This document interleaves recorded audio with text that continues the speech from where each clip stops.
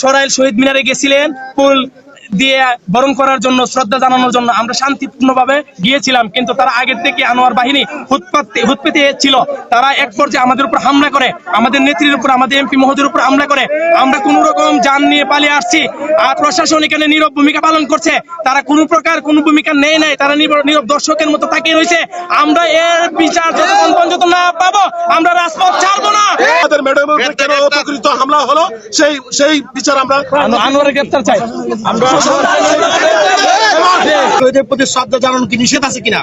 আমরা শ্রদ্ধা জানানোর অপরাধে কি অপরাধ করছি? আমাদের যে এই হামলা করলো, আমাদের বাধা সৃষ্টি করলো, মন সৃষ্টি করলো।